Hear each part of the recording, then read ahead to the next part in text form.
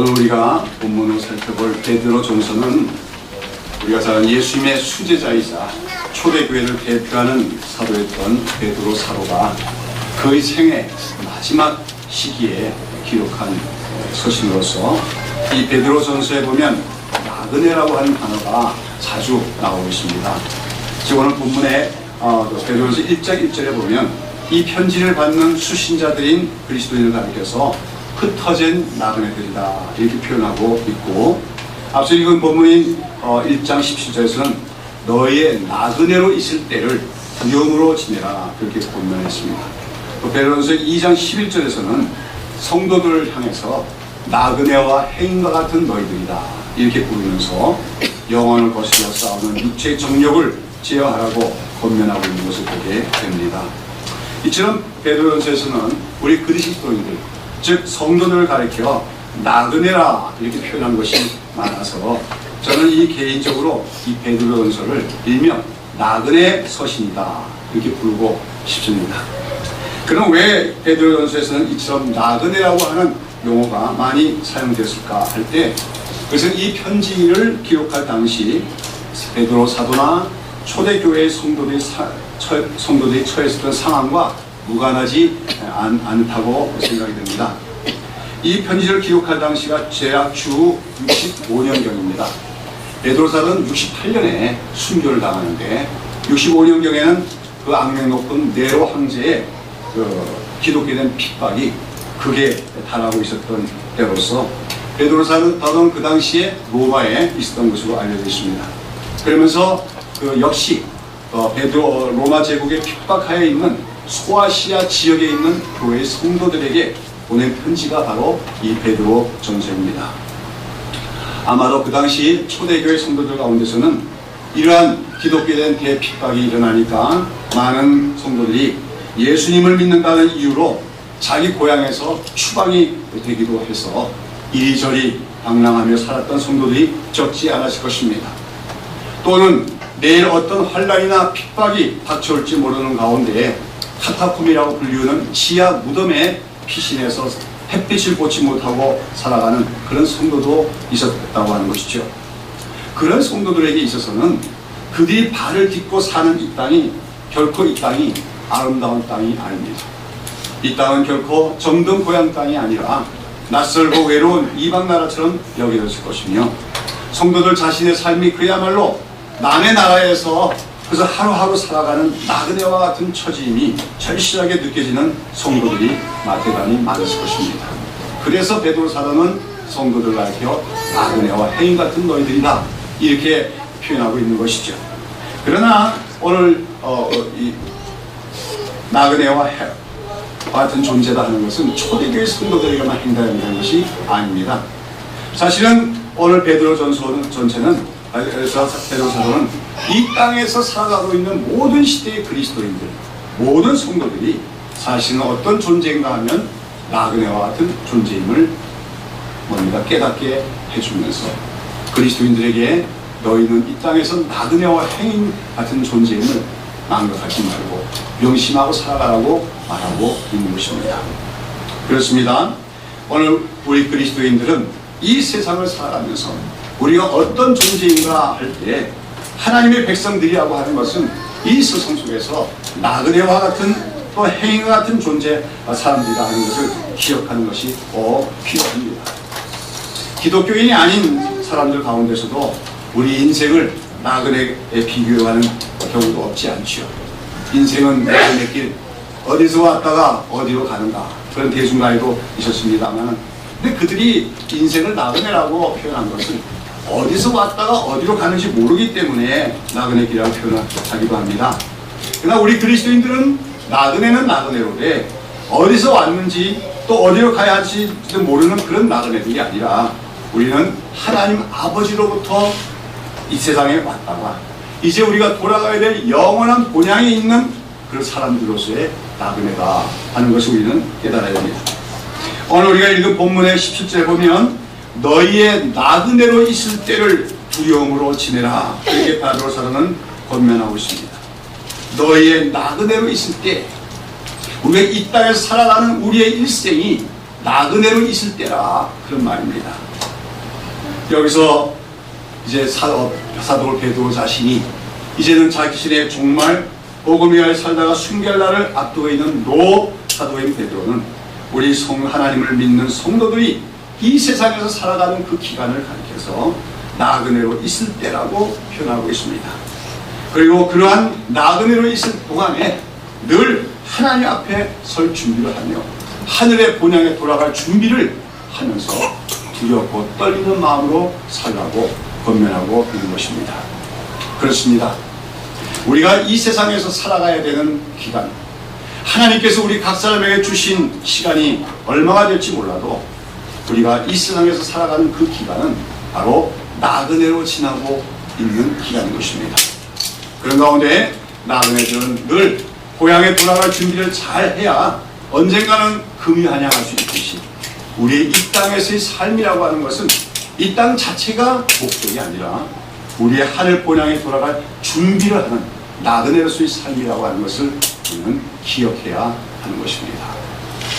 오늘 우리나라에는 외국인 근로자들이 많이 들어와 있습니다. 그들은 오늘 이 시대 우리 사회 속에 있는 나그네들입니다. 근데 그 외국인 근로자들 가운데는 아주 열심히 일을 하면서 나중에 고국에 돌아가서 새로운 생활을 잘 할 수 있기 위해서 근검절약하며 저축에 힘쓰는 그런 사람들이 있는가 하면은, 어떤 근로자들은 한국에 와보니 한국 사회의 화려하고 소비지향적인 그런 문화를 보고 거기에 혹해서 그런 것들 흉내내다가 나중에 아무것도 손에 들지 못하고 돌아가는 그런 사람들도 있습니다. 그런데 우리가 기억해야 될 것은 그런 외국인 근로자들만이 나그네가 아니라 사실 우리 성도들이야말로 언젠가 주님이 계신 하늘 본향에 돌아가야 할 영원한 나그네임을 명심하면서 오늘 우리가 나그네로 살아가는 동안에 이 세상에서의 삶을 영원한 것을 생각하거나 이 세상의 삶을 부러워하거나 이 세상의 삶을 집착하거나 얽매이지 않고 영원한 본향에 돌아갈 준비를 하다가 주님이 부르시면 자랑스럽게 돌아갈 준비를 늘 하는 것이 성도의 삶이 되어야 된다는 것입니다. 우리나라 말에서 보면 사람이 죽는 것을 가리켜 돌아가셨다 그렇게 말하는데 왜 이런 표현이 생겨났는지 모르겠습니다만은 제가 생각에는 상당히 성경적인 표현이 아닌가 싶습니다. 인간은 다 이 세상에 왔다가 어딘가로 돌아가야 되는 존재입니다. 다시 말해서 모든 인간들은 나그네처럼 이 세상을 살아가고 있는 것입니다. 그러나 그 모든 사람들 가운데 중에서 어떤 사람들에게는 돌아갈 본향이 있는 반면에 어떤 사람들에게는 돌아갈 본향이 없다고 하는 것입니다. 아무리 나그네 길이 고달프고 힘들지라도 나중에 돌아갈 고향이 있는 사람은 행복한 사람입니다. 반면에 나그네로 사는 동안에는 부유하고 즐겁고 편안하게 살았을지라도 나중에 돌아갈 본향이 없는 사람은 그야말로 불행한 사람, 실패한 사람이 아닐 수가 없다고 하는 것입니다. 이 세상에서 영원히 살 수 있는 사람은 아무도 없습니다. 이 세상을 살아가는 모든 사람은 언젠가는 죽음을 맞이해야 합니다. 그리고 그 죽음의 순간은 바로 우리가 본향으로 돌아가야 할 시간입니다. 그런 가운데 하나님을 믿고 예수 그리스도를 믿는 우리 그 성도들은 하나님이 예배해 놓으신 하늘에 있는 본향에 돌아갈 수 있는 사람들이고, 반면에 하나님을 믿지 않는 사람들은 사람들 돌아갈 본향이 없는 사람들이라는 것이죠. 사랑하는 여러분, 오늘 우리가 예수를 믿습니다. 주님은 말씀하신 너희는 마음에 근심하지 말라. 하나님을 믿으니 또 나름이다. 내가 너희를 위하여 처소를 예배하러 가노니 처소가 예배는 너희를 나에게 인도하라고 주님은 말씀하셨습니다. 우리 예수님이 예배해 놓으신 처소, 하늘에 있는 본향, 그것은 하나님께서 우리 믿는 자들을 위하여 준비해 두신 너무나도 아름답고 평화롭고 기쁨이 넘치어 충만한 곳으로서 우리 그리스도인은 나그네처럼 이 세상을 살다가 언젠가는 그곳에 돌아가게 될 것을 믿습니다. 그러므로 우리 믿는 자들에게 있어서는 죽음은 슬픔이 아니고 고향으로 돌아가는 즐거운 시간입니다. 이 세상에서 나그네의 삶을 마치고 하나님 아버지가 우리를 기다리고 있는 영광스러운 고향으로 돌아가는 아름다운 시간입니다. 여러분, 이 세상에 살았던 모든 믿음의 사람들은 바로 이 소망을 가지고 이 세상을 살아갔습니다. 야곱이 130세가 넘어서 죽지도만 않았던 요셉이 애굽에서 총리가 돼 살아있다는 소식을 듣고 애굽으로 내려가죠. 그리고서는 그 바로왕, 그 당시 전 세계에서 가장 높은 지위, 가장 강력한 권세를 갖고 있던 바로 앞에 섰을 때 바로가 묻습니다. 그대의 나이가 연세가 얼마나 되시고, 그때 야곱은 그렇게 답합니다. 내가 나그네 삶을 험악한 세월을 살았는데 238세를 살았다.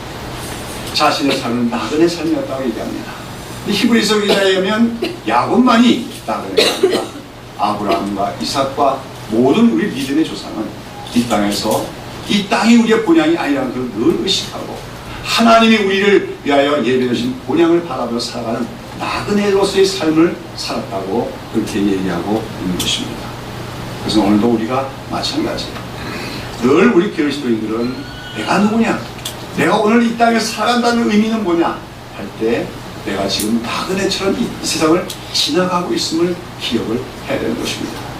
그리고 거기서 우리가 영원한 본향 하나님 나라에서 하나님이 예비하신 그곳에 돌아갈 준비를 하는 것이 이 땅에서 우리 삶이다 하는 것을 잊어서는 안 된다는 것이죠.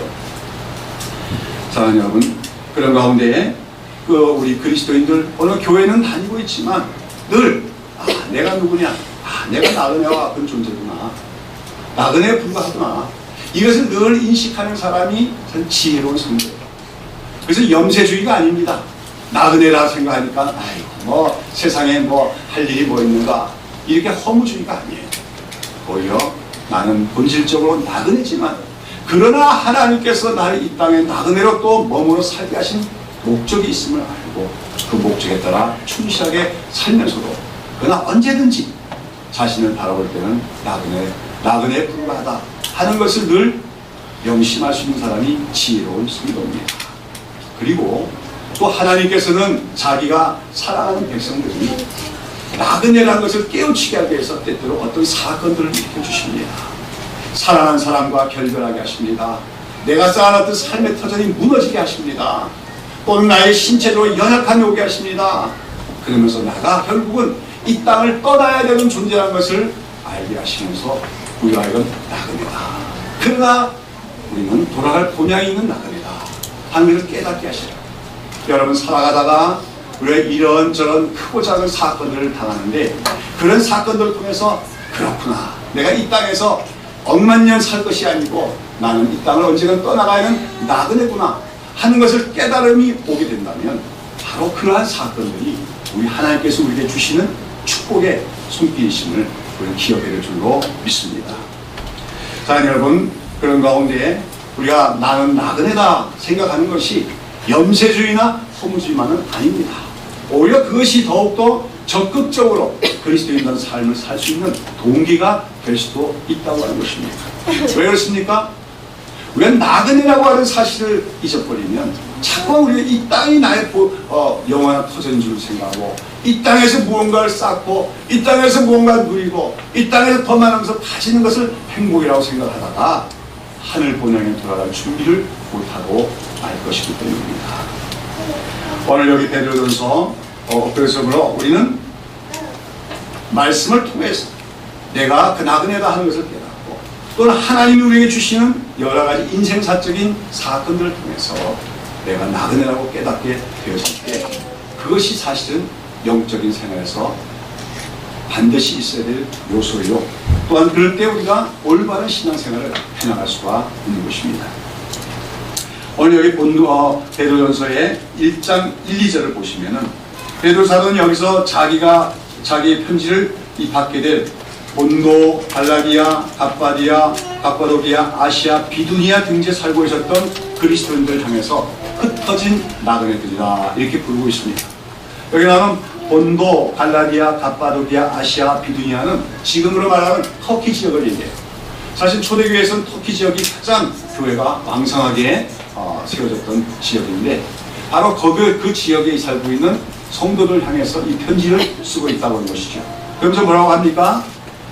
그러한 본도, 갈라디아, 갑바도기아, 아시아, 비두니아에 흩어진 나그네들 이렇게 얘기합니다.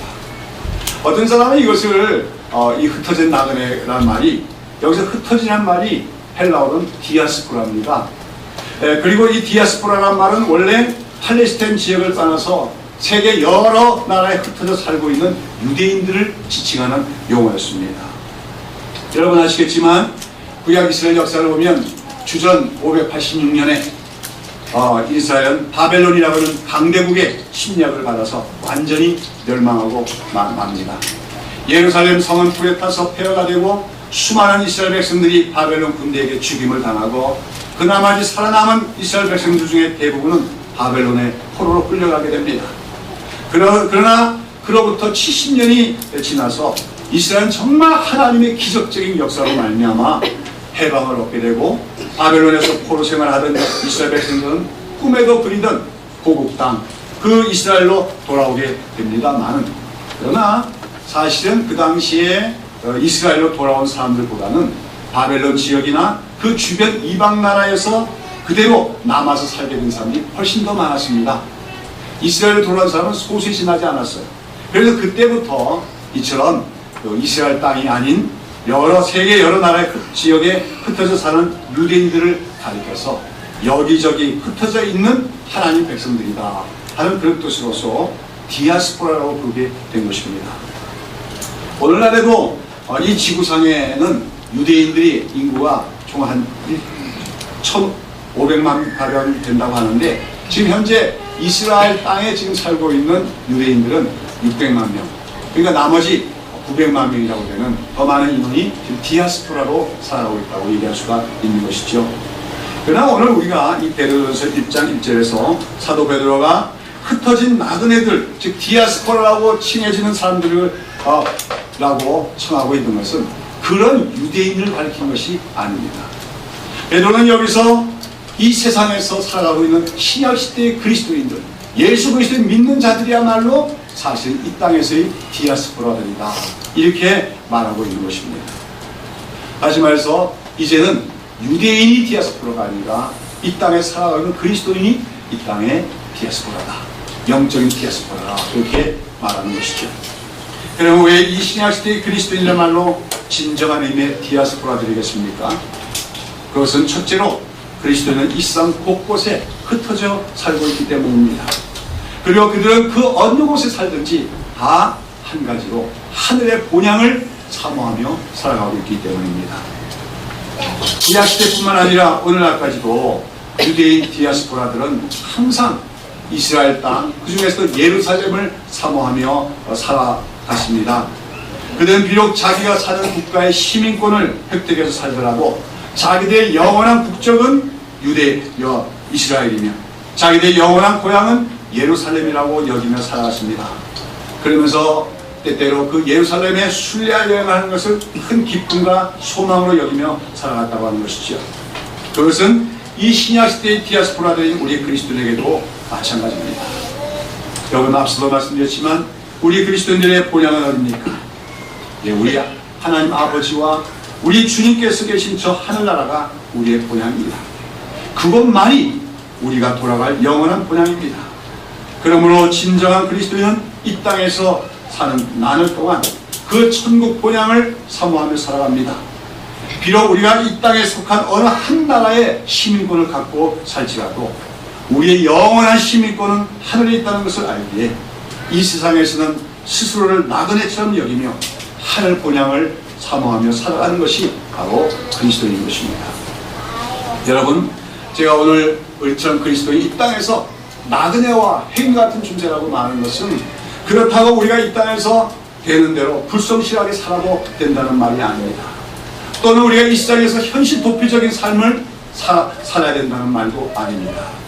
우리는 오늘 우리가 주어진 처지에서 성실하게 최선의 삶을 살아야 됩니다. 우리가 한국의 기독교인이라면 우리는 한국인으로서도 훌륭한 시민이 되어야 합니다. 그럴지라도 여기 이 땅이 우리가 영원히 살 본향이 아닌 줄 알기 때문에 우리는 이 세상 현실을 절대화시키지 않으며 이 세상에서의 성공이나 이 세상에서 부유함이나 이 세상에서의 영광에 욕심을 내거나 집착하지 않고 살아갈 수 있어야 돼요. 세상 사람들은 이 땅에 속한 것이 절대적인 것입니다. 그러나 우리는 이 땅에 속한 것을 절대화시키지 않고 상대화시킬 수 있어야 합니다. 그러면서 우리 그리스도는 이 세상 곳곳에 흩어져 살게 천국 본향을 사모하는 나그네와 같은 자세로 살아야 되기 때문에 그런 의미에서 오늘 신약시대 그리스도야말로 진정한 의미의 영적인 디아스포라고 할 수가 있는 것이죠. 그와 더불어서 우리 그리스도인들이 이처럼 디아스포라다 이렇게 불리는 데는 또 하나 중요한 영적인 의미가 있습니다. 그것은 바로 우리 그리스도인은 하나님께서 이 세상에 뿌리신 천국의 씨앗들이라고 하는 의미가 있습니다.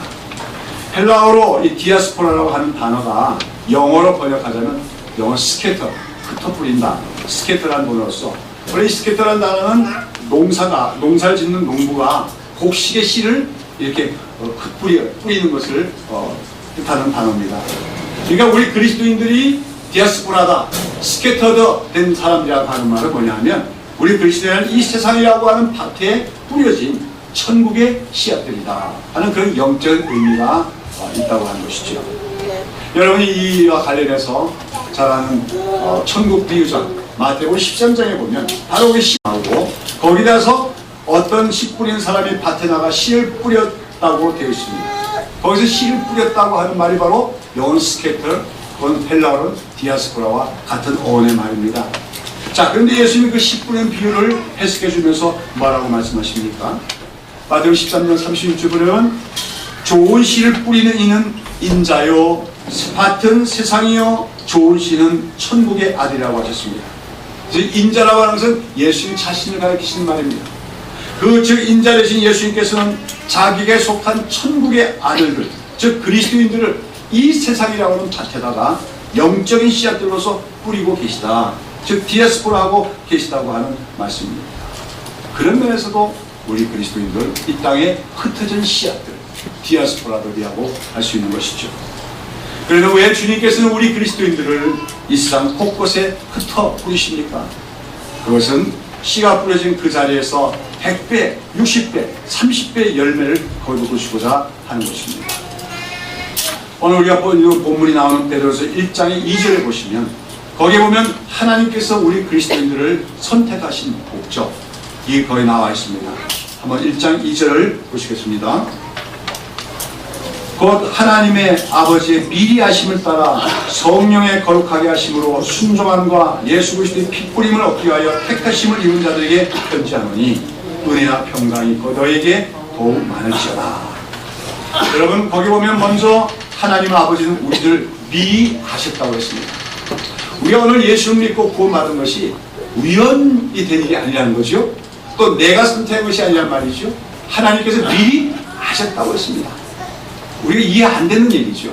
우리가 태어나기 전에부터 우리가 하셨다고 얘기하는 거예요. 그리고 우리를 부르셨다고 하는 것입니다. 그럼 왜 우리를 그렇게 이 세상 수많은 사람들이 있는 가운데 우리를 미리 하시고 부르셨습니까? 여기 보면 뭐라 하십니까? 성령의 거룩하게 하심으로 순종함과 예수 그리스도의 핏뿌림을 얻기 위하여 택하셨다 하겠습니다.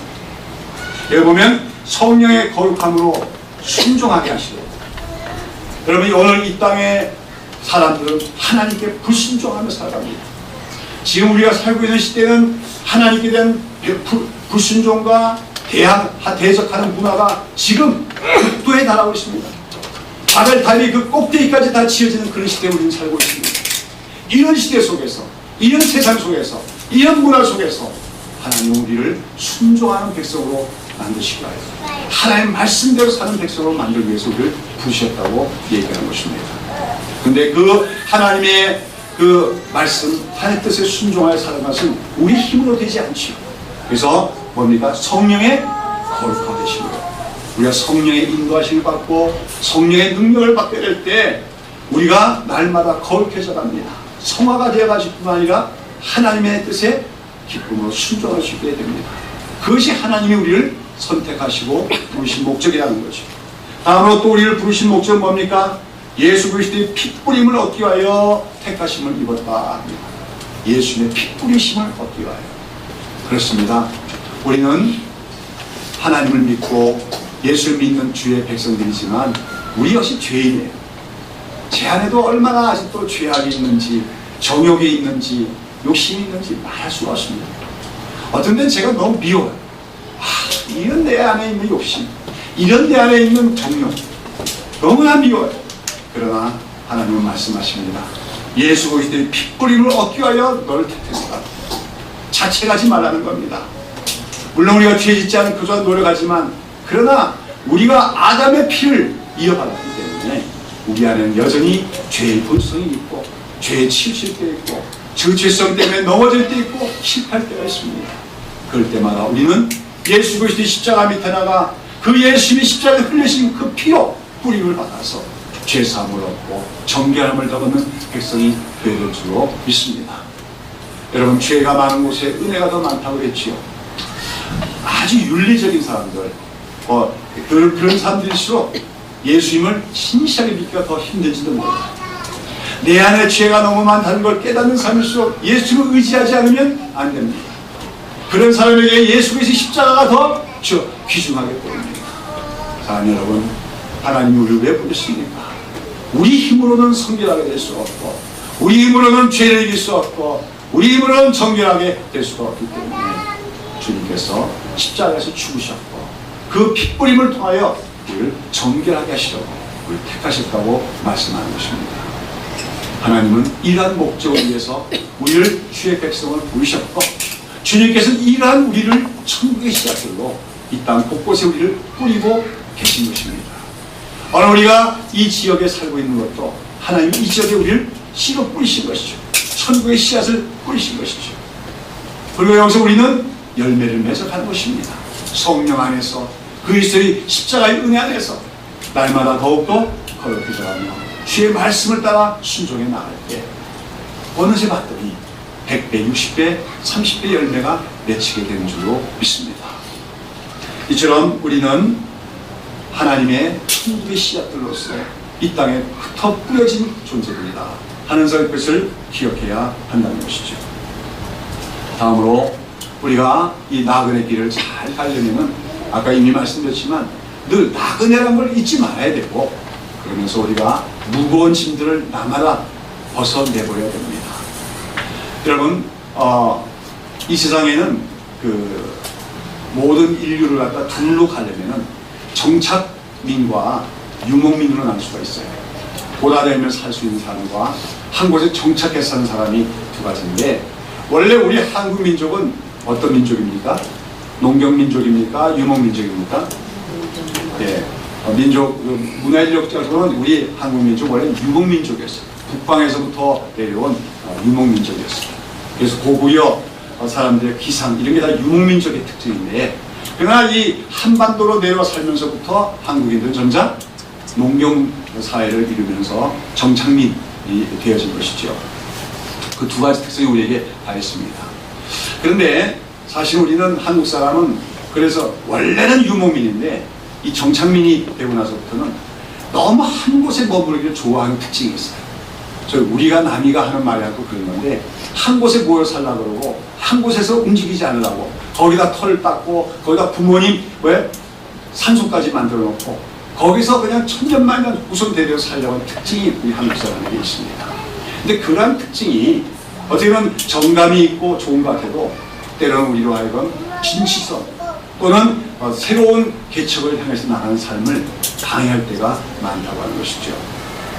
미국 사회가 발전한 데는 소위 프론티어리즘, 개척 정신이 있었는데, 그래서 바로 그들이 계속해서 한 곳에 안주하지 않고 옮기고 했기 때문에 발전할 수가 있었다고 하는 것입니다. 특별히 오늘 우리가 사는 이 시대의 문화와 관련해서 이 세속적인 물결 속에서 우리가 우리 영성을 유지하고 하나님 백성으로서의 그 정체성을 유지하기 위해서는 어쩌면 유목민과 같은 특징을 우리가 다시 한번 우리 안에서 재발견해야 될지도 모릅니다. 예레미야서 보면 어떤 얘기가 나오냐면, 이제 예루살렘의 멸망이 지금 임박한 시점에 누구도 예레미야 선지자가 이따 이제 예루살렘은 바벨론의 공격을 받아서 심판을 당하게 되겠다, 모두 이제 살육을 당할 것이다, 지금이라도 바벨론에게 항복하는 것이 살 길이다, 이렇게 얘기했지만 다들 국방국히면서 거짓 선지자들이 평안하다 하는 거짓 예언에만 쏘아넘어가고 있었습니다. 그런데 그런 속에서도 신실하게 하나님을 믿는 사람들이 있었어요. 그게 누굽니까? 바로 레갑 족속이라고 하는 이방인들입니다. 이 레갑 족속이라고 하는 것은 원래 모세의 장인인 이드로의 후손들이에요. 이들은 이스라엘이 광야길을 갈 때 이도에 처남이 그들과 합류했고 그 후손들이 이스라엘과 같이 가나안 땅에 들어와 살게 되었는데 이들은 원래 유목민이죠. 이스라엘도 유목민인데 이스라엘이 이제 뭐가 됩니까? 정착민, 농경민족이 됐습니다. 그러면서 가나안의 우상숭배를 따라가게 됐습니다. 이러한 사실을 목격했던 레갑 족속들은 그들의 조상인 요나단이라고 하는 사람이 어떤 훈시를 자기 후손들에게 내면 너희들은 한 곳에 집을 짓지 말고 살아라.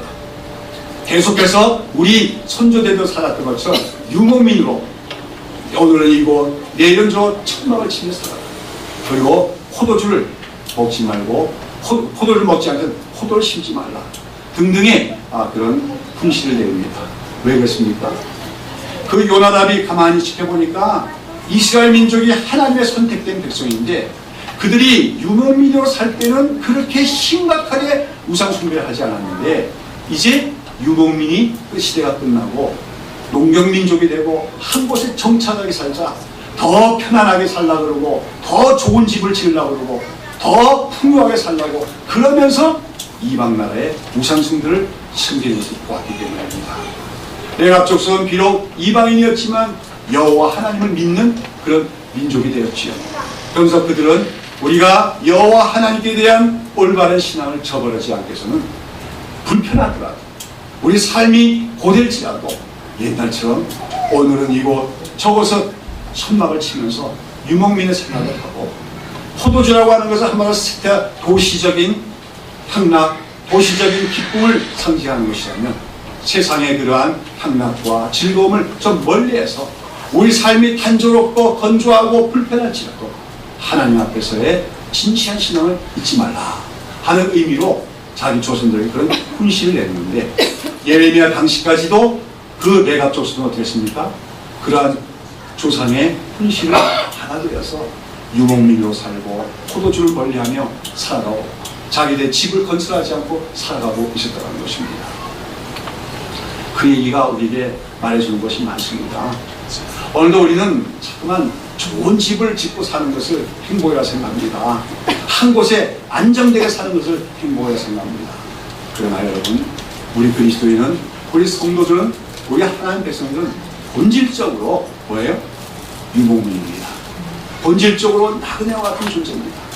오늘은 이곳, 내일은 저곳, 우리가 천막을 치면서 살아가야 되는 존재가 그리스도인 성도라는 것을 잊어서는 안 된다고 하는 것이죠. 우리나라 사람들의 꿈이 뭡니까? 마이하우스 아닙니까? 마이하우스. 그러나 그 마이하우스가 꿈이 될 때 우리는 자칫 잘못하면 유목민적인 특성을 상실하게 되어지고 나그네라고 하는 자기 정체성을 잃어버리기 쉽다는 사실도 참고해야 될 줄로 믿습니다. 아무튼 우리는 그렇게 살아가는 겁니다. 우리는 나그네처럼 살아가는 겁니다. 그래서 하나님께서는 또 우리로 하여금 한 곳에 정착해서 살도록 하지 않습니다. 아까도 말씀드렸지, 하나님이 우리를 사랑하신다면 어떠한 사건들을 통해서라도 우리로 하여금 한 곳에 정이 들만 하면 떠나게 하십니다. 또 다른 곳으로 가게 하십니다. 또 거기서 천국의 씨앗으로 살아가게 하신다고 하는 것이요. 제가 목회한 지 30년이 됐는데 정말 정착하지 못하고 살아온 인생이지요. 섬에 가서 살기도 하고 산골짜기에 들어가 살기도 하고 서울에 가서 살기도 하고 대구, 부산, 고양동 곳곳으로 돌아다니면서 살았어요. 저희 집에는 아직까지 십몇 년 전에 쌓아놨던 이삿짐이 아직도 풀리지 않는 게 많이 있습니다. 아마 제가 이 세상을 떠날 때까지 그 짐은 풀리지 않고 끝내 떠날지도 모릅니다. 그러나 하나님께서는 그렇게 나그네스로 살게 해주세요. 그것이 축복입니다. 아, 내가 나그네구나. 그것 때문에 허탈하고 험한 것이 아니라 나그네니까 감사하구나. 나그네라는 걸 알게 해주시니 감사하구나. 이 생각이 드는 것이죠. 나그네처럼 살다가 오늘은 또 이곳에서 천막을 치듯이 살아가고 있다가 어느 날 주님이 부르시면 주님 이제 갑니다. 아버지 제가 갑니다. 돌아가는 금이 환영하는 그러한 성도들이 바로 우리 나그네라 성도들로서의 나그네다 하는 것을 우리가 기억해 볼 줄로 믿습니다. 사랑하는 여러분, 나그네와 행인 같은 너희를 권하노니 있습니다. 성도 여러분은 나그네와 행인임을 잊지 마십시오.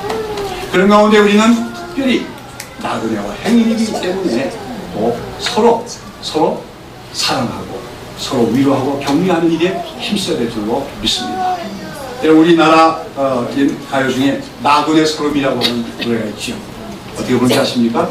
오늘도 걷는다마는 정처 없는 이발길, 뭐 그런 옛날 노래 있지 않습니까? 나그네 서름, 나그네 삶에는 서름이 많아요. 외로움도 많고 쓸쓸함도 많습니다. 여러분, 근데 우리 그리스도인들도 내가 나그네다 하는 걸 깨닫는 순간에 외로움과 쓸쓸함이 우리가 찾아올 때가 많습니다. 저도 하나님을 만나기 전에, 인격적으로 체험하기 전에, 회심하기 전에는 이 세상이 살만한 곳이더라고요. 이 세상에서 꿈을 이루고 이 세상에서 더 많은 걸 이루고 그것이 저의 목표가 되고 살아볼 만한 곳이더라고요. 그러나 하나님을 만나고 내가 나그네라는 것을 깨닫는 순간부터 이 세상에서 나는 이방인처럼 여겨지면서 외롭고 쓸쓸할 때가 많은 것을 느끼게 되었습니다. 그러면서 이전에 참 친했던 친구들도 하나둘 떠나기 시작합니다.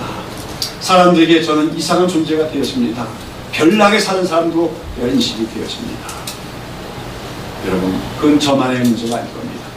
정말로 하나님을 만났고 하나님의 은혜가 무엇을 깨닫고 내가 그리스도인이 이 땅에서 나그네에 불과하다는 것을 깨달은 사람들은 그날로부터 외로움과 쓸쓸함이 찾아오기 마련이에요.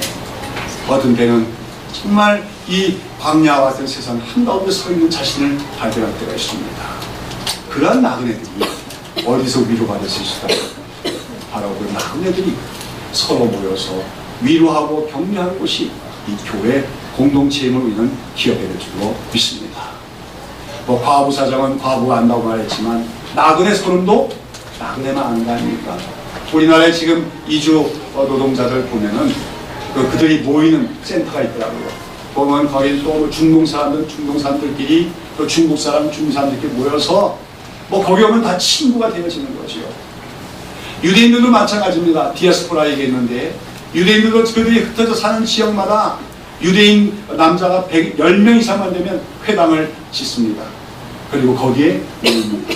거기서 서로 친교하고 삶의 정보도 주고받고 자녀들에게 민족 역사에 대해서 가르치고 함으로써 그들은 오늘날까지 민족 정체성을 유지한다고 합니다. 바로 그러한 회당과 마찬가지로 하나님께서 우리에게 허락하신 것이 주님의 몸된 교회입니다.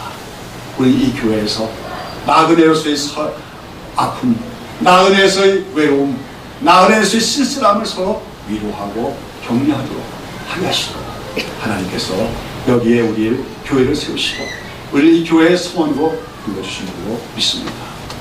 사랑하는 여러분, 우리가 참 나그네라는 것을 늘 기억하면 이 교회 공동체에서 서로 만나게 되는, 서로 같이 생활하게 되는 성도들이 불쌍히 여겨지게 되고 위로할 마음이 생겨나게 되는 거예요. 왜 싸웁니까? 나그네한 생각을 잊었기 때문에 그래요. 우리는 이 땅에서는 이방인이요 나그네입니다. 세상은 우리 편이 아닙니다. 그런 것을 우리가 인식할 때 서로 위로할 수 있고 격려할 수 있고 힘내자고 서로 북돋아주면서 천국을 향해 가는 그 나그네 길을 우리가 한 걸음 한 걸음 더 나아지게 된 줄로 믿습니다. 사랑하는 여러분, 쓸쓸한 얘기 같지만 그러나 기억하십시다. 우리 성도들은 어디까지나 이 땅에서 나그네와 행인 같은 존재임을 기억하는 여러분 되시기를 바랍니다. 그리고 여러 가지 사건을 통해서 내가 또 나그네같이 살아왔구나, 그것이 깨달아질 때 그것이 사실 축복임을 기억하는 여러분 되시기를 바랍니다. 아무쪼록 나그네처럼 살아가는 성도 여러분, 날마다 하늘 본향을 소망합니다. 주님만을 그렇게 더 의지하고 특별히 교회 공동체에서 서로가 나그네 된 우리 성도들끼리 위로하고 사랑하고 격려하기 힘쓰는 우리 모든 성도들이 다 되시기를 예수님의 이름으로 축원합니다. 기도하겠습니다.